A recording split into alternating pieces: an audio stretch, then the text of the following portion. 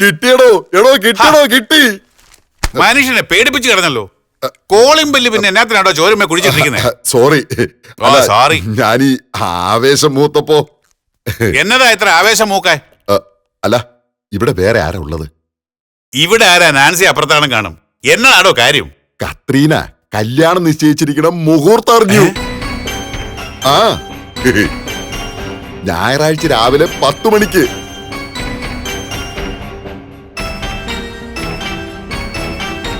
അല്ല, ബോട്ട് ജെട്ടിയിലും അവർ ഏതാണ്ടൊക്കെ ഒരു കൂട്ടുന്നുണ്ട്. എനിക്ക് തോന്നുന്നത് മത്സ്യത്തൊഴിലാളികളെ കൊണ്ട് പള്ളിക്ക് ചുറ്റും കാവലിടിക്കാനാണെന്നാ. കത്രീനയ്ക്ക് സ്വന്തമായി സംഘടനയുള്ളതല്ലേ. ഒരു 10-2000 പേരെ സംഘടിപ്പിക്കാൻ ആ ജോണിക്ക് ഒരു വിഷമവും വരില്ല. അവര് സംഘടിപ്പിക്കട്ടെ. അപ്പോ കറിയാച്ചൻ പറഞ്ഞ അടവ് തന്നെയാണ് നല്ലത്. എന്നതായിരുന്നു? ഞാനതങ്ങ് മറന്നു. കത്രീന റെജിയെ പൊക്കും മുമ്പ് പോലീസ് റെജിയെ പൊക്കുന്നു. ഞായറാഴ്ച പുലർച്ചെ 2 മണിക്ക് അവന്റെ ഓഫീസ് വളഞ്ഞ് പോലീസ് അവനെയും കൊണ്ട് പോയിരിക്കും. എങ്ങനുണ്ട്? അല്ല, അത് ശരിയാ. പക്ഷേ അളിയും പറയുന്നത് പോലെ അത്ര എളുപ്പമാണോ കാര്യങ്ങള്? താൻ എന്നതാടോ പോലീസിനെ കുറിച്ച് കരുതിയിരിക്കുന്നത്? എന്റെ മോന്റെ കാര്യത്തിൽ പോലീസ് എന്നെ സഹായിച്ചില്ലെങ്കിൽ പിന്നെ ഞാൻ എന്നാത്തിനാടോ ആ ഡിപ്പാർട്ട്മെന്റിൽ പണിയെടുക്കുന്നത്? അപ്പോ അന്ന് പുലർച്ചെ പോലീസും പട്ടാളവും ഒക്കെ ആയിട്ടൊരു പുകിലായിരിക്കും. താൻ കണ്ടോടോ.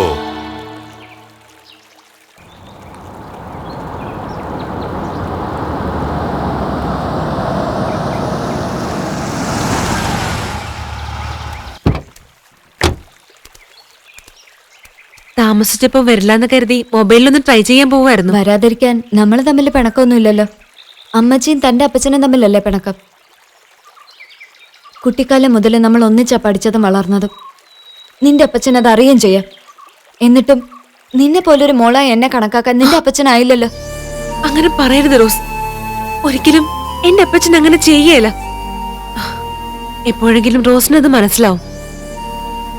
നമ്മളൊക്കെ പുറമേ നിന്നും പറയുന്നത് കേട്ട് എല്ലാം നോക്കി കാണുന്നവരാ. നേരിട്ട് അറിയുമ്പോ വിശ്വസിക്കാൻ പ്രയാസമാണെന്ന് പറഞ്ഞ് മാറി നിൽക്കാൻ പറ്റുമോ? എന്റെ വിഷമം കാണാൻ പറ്റുന്നില്ല നിനക്ക്? അത് പോട്ടെ. നീ എന്നെ വരാൻ പറഞ്ഞ അതും ഇവിടെ പള്ളി വെച്ചോ അല്ലെങ്കിൽ നമ്മുടെ റിസോർട്ടിൽ വെച്ചോ കണ്ടാ മതിയായിരുന്നില്ലേ? അല്ല, എന്തുവാ നിജ് ആദ്യമായിട്ട് എന്നെ കാണും മറ്റുള്ളൊരു നോട്ടം? അതെ, ആദ്യമായിട്ട് കാണാൻ നിന്നെ. പെറ്റു വീണ കുഞ്ഞിനെ അമ്മച്ചി ആദ്യമായിട്ട് കാണുന്ന പോലെ. പിച്ച് വെച്ച് നടക്കുമ്പോ കൈപിടിച്ച് നടത്തുന്ന ചേച്ചിയെ കാണുന്ന പോലെ ആദ്യമായിട്ട് കാണാൻ നിന്നെ. എന്നാ വിശ്വസിക്കാൻ മേല നിനക്ക്? നിനക്കിതെന്നാ പറ്റിയേ? പഴയ ആളൊന്നും അല്ലല്ലോ നീ. ഹോട്ടൽ മാനേജ്മെന്റ് കഴിഞ്ഞ് വന്നപ്പോ ആകെ മാറിപ്പോയി. ദേ നോക്ക്, ഞാൻ പറഞ്ഞാലും നിനക്ക് വിഷമം ഉണ്ടെങ്കിൽ അങ്ങ് മറന്നേക്ക. ഉള്ളിലെ സങ്കടം കൊണ്ട് അറിയാതെ പറഞ്ഞു പോയതാ. എന്റെ മനസ്സിൽ നിന്നോട് ഒരു പിണക്കവും ഇല്ല. ഇതെന്നാ നോട്ടുവാടി നോക്കുന്നേ? നിന്റെ അപ്പച്ചനെ പോലെ നിനക്കും എന്നെ ചതിക്കണോ? അതിനുള്ള നോട്ടാണോ ഇത്? പറ, കൂട്ടുകാരിയായ എന്നെ ചതിക്കണോ നിനക്ക്? കൂട്ടുകാരിയല്ല, കൂടെപ്പിറപ്പായി നിന്നെ കാണുന്നവളാ ഞാൻ മാത്രമല്ല, എന്റെ അപ്പച്ചനും നിന്നെ സ്വന്തം മോളായിട്ട് തന്നെ കാണുന്നേ. ആ അപ്പച്ചൻ നിന്നെ വൃത്തികെട്ട രീതിയിൽ പോലീസിനെ കൊണ്ട് അറസ്റ്റ് ചെയ്യിക്കുകയല്ല. കടപ്പുറത്ത് നിന്ന് നിന്നെ പോലീസുകാർ കൊണ്ടുപോയ ദിവസം പുലിക്കാട്ടി ബംഗ്ലാവിൽ മാത്രമല്ല, എന്റെ അപ്പച്ചനും ഞാനും ഒക്കെ നിനക്കൊന്നും സംഭവിക്കരുതെന്ന് മനസ്സൊരുക്കി പ്രാർത്ഥിച്ചതാ. നീ വിശ്വസിച്ചാലില്ലെങ്കിലും ഒന്ന് പറയാം, അപ്പച്ചനല്ല അത് ചെയ്തേ. എനിക്ക് ഉറപ്പാ. മറ്റാരോ നിന്നെ കരുവാക്കി കത്രീനാമേലുള്ള പക തീർത്തതാ. നീ സൂക്ഷിക്കണം, ഒരുപാട് സൂക്ഷിക്കണം. നിന്റെ അപ്പച്ചനെ ചെയ്തിട്ടില്ലെന്ന് അത്രയ്ക്ക് ഉറപ്പാണോ നിനക്ക്? അതെ, അത് മാത്രമല്ല, പുലിക്കാട്ടിലെ പല രഹസ്യവും നാട്ടിലെല്ലാവർക്കും അറിയാം.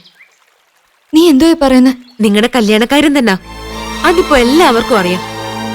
രഹസ്യ കല്യാണം ഒന്നും പറഞ്ഞ് കത്രീന മെന്നതേ കാട്ടിക്കൂട്ടുന്നേ. നയനാനങ്ങളും അറിഞ്ഞു. അവരും എന്തൊക്കെയോ പ്ലാൻ ചെയ്യുന്നുണ്ട്. അമ്മച്ചി എന്തോ കണക്ക് കൂട്ടുന്നെന്ന് എനിക്ക് പോലും ശരിക്കും അറിയത്തില്ല. അപ്പൊ നിനക്കെങ്ങനെ മനസ്സിലായോ? നമ്മുടെ രഹസ്യങ്ങളൊക്കെ ആദ്യം അറിയുന്നത് നാട്ടുകാരാ. എത്ര മൂടി വെച്ചിരുന്നാലും അവരതറിയും. ഇനിയിപ്പൊ ഞാൻ എന്നാ ചെയ്യണോന്ന്? നീ സൂക്ഷിക്കണം. കത്രീനാമ്മയോടും റെജിയോടും പറയണം സൂക്ഷിക്കാൻ. അല്ല, ഞാൻ പറയാതെ തന്നെ കാര്യത്തിന്റെ പോക്ക് നിനക്ക് ഊഹിക്കാൻ മേലെ. ആ, എനിക്ക് മനസ്സിലാവുന്നുണ്ട്. എന്നുവെച്ച് റജി ഞാനും പിരിയാനൊന്നും പോകുന്നില്ല. ആരൊക്കെ എന്നാ പ്ലാൻ ചെയ്താലും ഞങ്ങൾ ഒന്നിച്ച് തന്നെ ജീവിക്കും.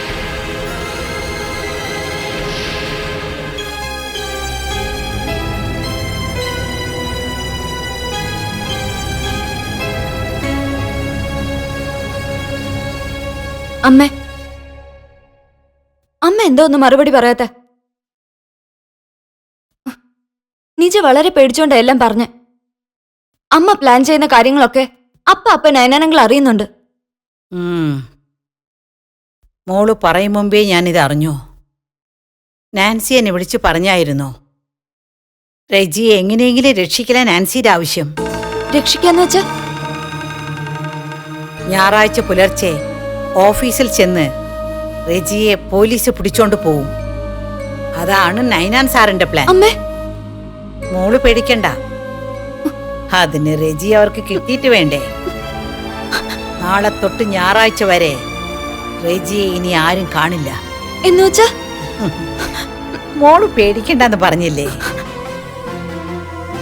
അമ്മ നിങ്ങളുടെ കല്യാണം നടത്തും. അതും ഞായറാഴ്ച തന്നെ നടത്തും. ഇല്ലെങ്കിൽ ഇനി അമ്മയ്ക്ക് തല ഉയർത്തി നടക്കാനൊക്കില്ല. റെജി പിന്മാറിയില്ലെങ്കിൽ നിന്റെ കയ്യിൽ ഞാൻ റെജി ഏൽപ്പിച്ചു തരുമോളൂ. റജി പിന്മാറുമെന്ന് അമ്മയ്ക്ക് തോന്നുന്നുണ്ടോ? റെജി പിന്മാറിയില്ലെങ്കിൽ നിന്റെ കയ്യിൽ ഞാൻ റെജി ഏൽപ്പിച്ചു തരുമോളൂ. റജി പിന്മാറുമെന്ന് അമ്മയ്ക്ക് തോന്നുന്നുണ്ടോ? വീട് ഉപേക്ഷിച്ച് റജി ഓഫീസിൽ താമസം തുടങ്ങിയ തന്നെ എനിക്ക് വേണ്ടിയല്ലേ അമ്മ? അമ്മ പറഞ്ഞതേ ഉള്ളൂ. കർത്താവ് നല്ലത് വരുത്തും. റജിയെ എവിടെയാ അമ്മ ഒളിപ്പിക്കുന്നത്? അതൊന്നും മോളിപ്പോ ചോദിക്കണ്ട. ഒന്നും തീരുമാനിച്ചിട്ടില്ല. നേരെ ആവുമ്പോ കർത്താവ് തോന്നിപ്പിക്കും എന്നതാ വേണ്ടേന്ന്. അമ്മയുടെ തീരുമാനങ്ങളൊക്കെ എങ്ങനെയാ പുറത്തറിയുന്ന? എവിടെയൊക്കെയോ ചാരന്മാരുണ്ട്. അത് അമ്മ കണ്ടുപിടിച്ചോളാം. പുറംകടലിലെ സ്രാവുകൾക്ക് ഒരു നേരത്തെ ഭക്ഷണം എവിടെയോ വിധിച്ചിട്ടുണ്ട്. വിശ്വാസവഞ്ചന കാണിച്ചാൽ അതാ ശിക്ഷ. ആ ജോണി സിബിയൊക്കെ വിശ്വസ്തരാണെന്ന് അമ്മയ്ക്ക് തോന്നുന്നുണ്ടോ? തല മറന്ന അമ്മ ആരും വിശ്വസിക്കാറില്ല. എന്നാലും എന്നെ അവർ ചതിക്കത്തില്ലെന്നാ ഞാൻ കരുതുന്നേ. തോമസ് ചാക്കോയോട് അമ്മ എന്റെ കല്യാണക്കാര്യമെല്ലാം പറഞ്ഞിരുന്നോ? ആ, പറഞ്ഞിരുന്നു. അമ്മ പിന്നെ എന്തിനെങ്ങനെ മണ്ടത്തരം കാട്ടുന്നേ? അയാൾ ചതിയനാന്ന് തെളിഞ്ഞല്ലേ? പണ്ട് കല്യാണം നിശ്ചയിച്ചതിന്റെ സെന്റിമെന്റ്സ് ഇപ്പോഴുണ്ടോ അമ്മയ്ക്ക്? അതിന്റെ ദേഷ്യവും വെറുപ്പും പകയും ഒക്കെ ഉണ്ട്. എന്നിട്ടും ഈ ഒരു രഹസ്യം അമ്മ എന്തിനാ പറഞ്ഞേ? അപ്പോ അയാള് തന്നെയാ നയനങ്ങൾ ഈ രഹസ്യം കൊടുത്ത? അയാള് തന്നെയാ ചാരൻ.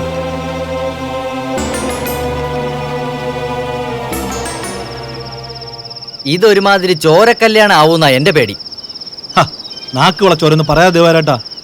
കത്രീനാമച്ച് ഈ കല്യാണം മനസ്സിൽ കണ്ടിട്ടുണ്ടെങ്കിൽ അത് മാനത്ത് നടത്തും. അത് തടയാൻ ഒരു കൊമ്പത്തെ കോശിക്കും പറ്റുകയില്ല. റജി സാറിനെ കല്യാണ തലേന്ന് പിടിച്ചോണ്ട് പോകാനാ നൈനാൻ കോശി സാറിന്റെ പ്ലാൻ. അത് വളരെ രഹസ്യമായിട്ട് എങ്ങനെയോ കത്രീനാമ അറിഞ്ഞിട്ടുണ്ട്. സന്ധ്യ കഴിഞ്ഞപ്പോഴാ എന്നെ വിളിച്ചു പറഞ്ഞേ. ഇതിപ്പോ നമ്മൾ മൂന്നാള് മാത്രമേ അറിഞ്ഞിട്ടുള്ളൂ. സംഗതി പരമ രഹസ്യമാ. കത്രീനാമ റജി സാറിനെ എവിടെ ഒളിപ്പിച്ചാലും കണ്ടുപിടിക്കാൻ നയന സാറിന് പറ്റും. അങ്ങനെ ആവുമ്പോ ദിവാരേട്ടൻ പറഞ്ഞുകൂട്ട് ഇതൊരു ചോര കല്യാണമാവും. ആ,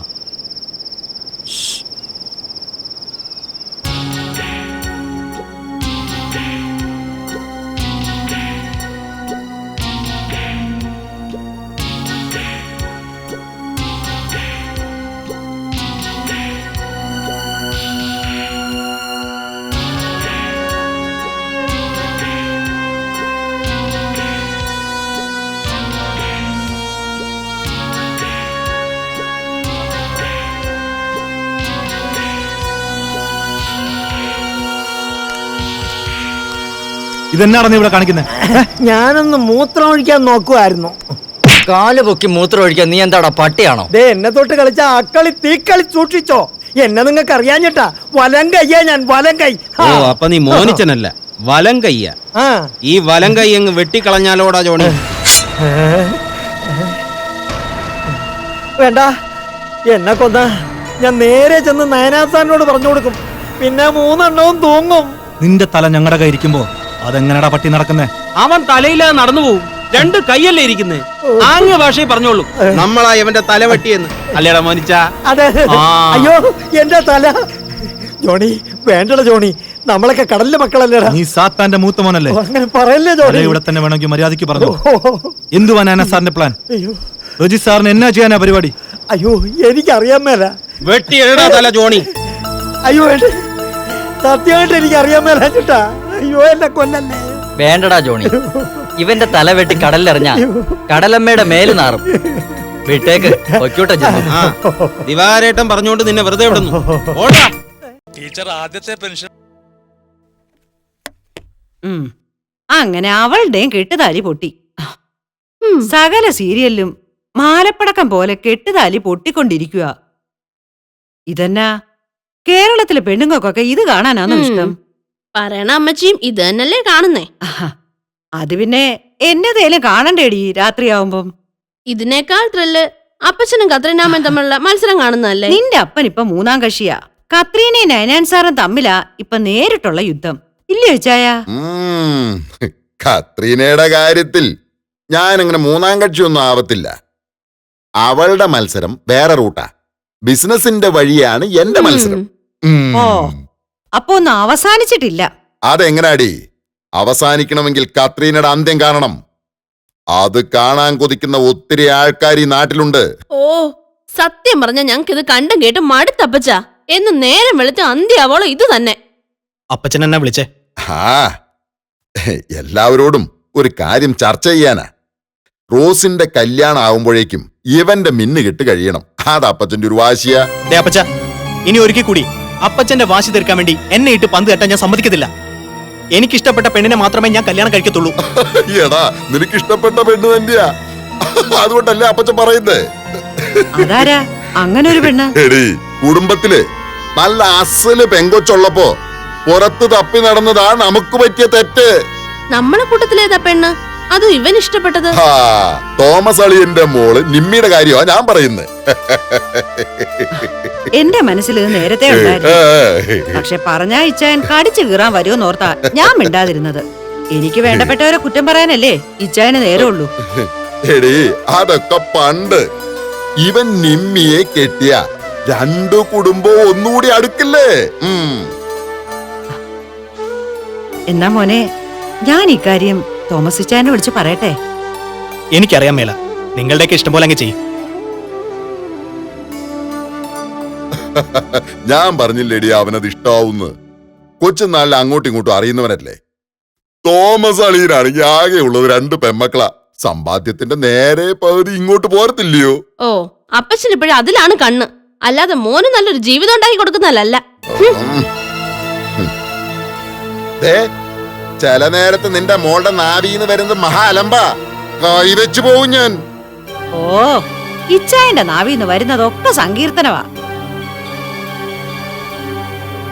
രഹസ്യമാ, ഒക്കെ രഹസ്യമാ. സമ്മതിച്ചു. പുറത്തു പറഞ്ഞാൽ നമ്മുടെ ജീവിതം അതോടെ അവസാനിക്കുമെന്ന് നീ പറഞ്ഞു. പക്ഷെ റോസ് എന്റെ മോളാണെന്ന കാര്യം ഒരു വലിയ സത്യം തന്നെയല്ലേ കത്രീനെ? അപ്പോ എന്റെ മോളുടെ കല്യാണം എന്നോടൊന്ന് പറയാൻ മേലേ? തോമാച്ചാ വേണ്ട. എന്റെ മോളെന്ന വാക്ക് തോമാച്ചന്റെ നാവിന്ന് റോസിനെ പറ്റി വീഴരുത്. ഇവിടത്തെ കാറ്റിനും കാതുണ്ട്. തോമാച്ചൻ പോ. ഇങ്ങനെ മനസ്സ് നീട്ടി എന്നെ കൊല്ലണോ നിനക്ക്? വേണം.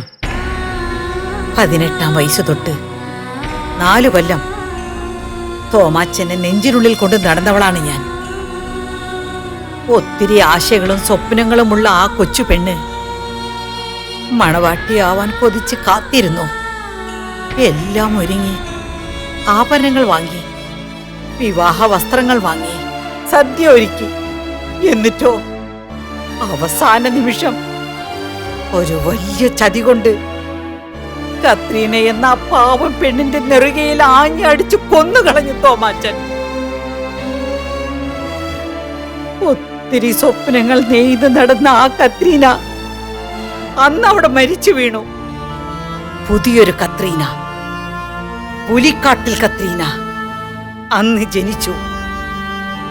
അനാഥരായ പെമ്മക്കൾക്ക് വേണ്ടി ജീവിതം ഹോമിക്കുന്ന മറ്റൊരനാഥ, നിത്യകന്യകയായ ഒരു അനാഥ. നിത്യകന്യകയായി ഞാൻ ജീവിക്കേണ്ടി വന്നത് തോമാച്ചൻ കാരനാ. മൂന്നാറിലെ തേയിലത്തോട്ടത്തിലുള്ള ആ കൊച്ചു വീട്ടിൽ ഒരു ജീവൻ പൊലിഞ്ഞതും ഒരു കുഞ്ഞു ജീവൻ തുടിച്ചതും തോമാച്ചൻ കാരനാ. ഒരേ സമയത്ത് കത്രീന മാലാഹയായതും ചെകുത്താനായതും തോമാച്ചൻ കാരണാ. കത്രീനെ, എനിക്ക് പറ്റിയ പിഴ ഞാൻ സമ്മതിക്കുന്നു. ഞാനൊരു ചീത്ത മനുഷ്യനായതുകൊണ്ടല്ല അങ്ങനെ ഒരു തെറ്റ് പറ്റിപ്പോയത്. ഒരു ജനുവരി കുളിരിൽ മദ്യത്തിന്റെ ചൂടിൽ അത് സംഭവിച്ചുപോയി. സ്വബോധത്തോടെ ആയിരുന്നില്ല കത്രീനെ. എന്നെ വിശ്വസിക്കേ, നീയല്ലാതെ വേറെ ഒരു പെണ്ണും എന്റെ മനസ്സിലുണ്ടായിരുന്നില്ല. എന്നിട്ടും അങ്ങനെ ഒരു തെറ്റ് പറ്റിപ്പോയി എനിക്ക്. പിന്നീട് ഒരിക്കലും ഞാൻ അതേപ്പറ്റി ഓർക്കുക പോലും ചെയ്തിട്ടില്ല. ആ സ്ത്രീ ഒരിക്കലും ഇക്കാര്യം പറഞ്ഞ് എന്റെ മുന്നിൽ വന്നിട്ടുമില്ല. പിന്നെ ഞാൻ എങ്ങനെ അറിയാൻ എനിക്കൊരു കുഞ്ഞ് അറിയിക്കാതിരുന്നതാ ആ സ്ത്രീ ചെയ്ത ത്യാഗം. തോമസ് ചാക്കോ എന്ന ആ വലിയ മനുഷ്യന്റെ മാനം കളയാതിരിക്കാൻ സ്വയം അപമാനം ഏറ്റുവാങ്ങി ഉരുകിത്തീർന്നു ആ പാവം. ഇതിന് പ്രായശ്ചിത്തമില്ല, പരിഹാരമില്ല, മാപ്പുമില്ല. അനുഭവിച്ച് തന്നെ തീരണം. അങ്ങനെ പറയരുത്. ഏത് ശിക്ഷയും എനിക്ക് വിധിച്ചു ഏറ്റുവാങ്ങാൻ ഞാൻ. എന്നെ എന്റെ മോളുടെ ശത്രുവാക്കരുത്. അതങ്ങനെ തന്നെ അവസാനിക്കൂ. പറഞ്ഞതല്ലേ ഞാൻ. പരിഹാരമില്ല. കാരണം ദേ കെട്ടുതാലിയില്ലാത്ത എന്റെ ഈ കഴുത്ത എന്നും ഞാൻ കണി കാണുന്നേ. അത് തോമാച്ചനെ ഓർക്കാനാ. തോമാച്ചൻ എന്നോട് ചെയ്ത ക്രൂരത ഓർക്കാനാ. ചോരക്കുഞ്ഞായ റോസിനെ എന്റെ കയ്യിൽ കിട്ടിയ ആ ദിവസം, എന്റെ മിന്നുകെട്ട് മുടങ്ങിയ ആ ദിവസം എന്നും രാവിലെ കണ്ണടച്ചിരുന്ന് ഞാൻ മനസ്സിൽ കാണും. ഒരിക്കൽ സത്യവട്ടങ്ങൾക്കിടയിൽ നെഞ്ചു പൊട്ടി വീട് മരിച്ച എന്റെ അപ്പനെ ഞാൻ കാണും. പതച്ചു നോക്കുന്ന 100 മുഖങ്ങൾ ഞാൻ കാണും. അനാഥരായ 100 റോസ്മാരുടെ കരച്ചിൽ ഞാൻ കേൾക്കും. അവിടെയാ അവിടെയാ കത്രീനയുടെ ഓരോ ദിവസവും തുടങ്ങുന്നേ. ആ കാഴ്ചകൾ മായ്ച്ചു കളയാൻ പറ്റുമോ തോമാച്ചന്?